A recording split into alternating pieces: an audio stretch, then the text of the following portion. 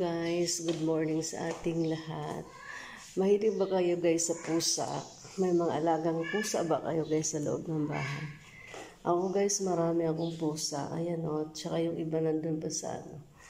Alam niyo guys, yung pusa, nakakatulong sila sa atin. Sabi ng nag-research kasi about sa pusa eh.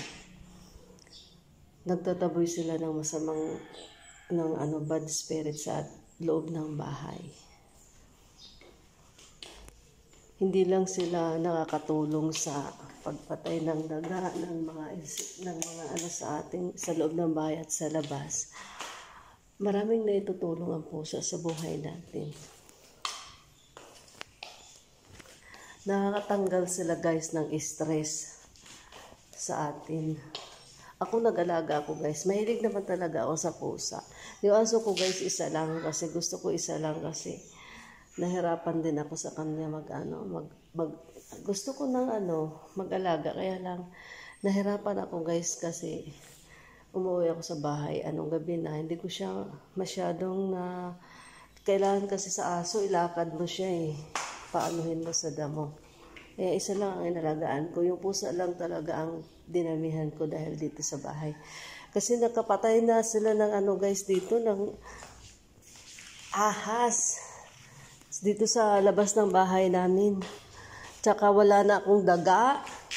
Wala na akong lizard. Pinapatay nila pati mga mga cockroach. Tapos guys, alam nyo guys, pag natutulog kayo, tapos tumatabi sa inyo yung pusa. Hindi ka bangungutin. Kasi, sabi nila, na-research ko din guys hindi lang itong ko. Na-research ko rin, safe kapag natutulog ka. Pag mayroong pusa na nandun sa'yo, yung tumatabi sa'yo. Anuhin mo lang, i-training mo lang sila na huwag tumae sa loob ng bahay. Kasi sa pag-training ng laman yan. Kasi yung pusa ko, tumatay sila sa CR Hindi sila tumatay sa kung saan-saan lang. Sa loob ng bahay. Sa CR sila tumatay. Hindi sa bowl, basta sa loob ng CR. Malakas yung pag-amoy nila guys.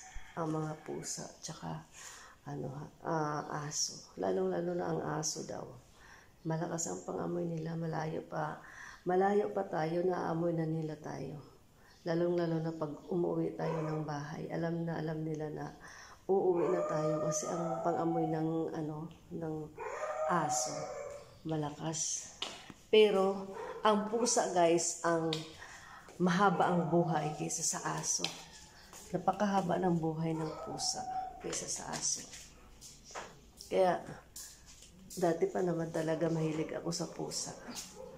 Tapos nung nagpatayo kami ng bahay dito sa village, nag-alaga ako ng pusa. Nung matapos-tapos na yung bahay kasi takot sila sa ibang tao guys. Saan lang sila lumalapit.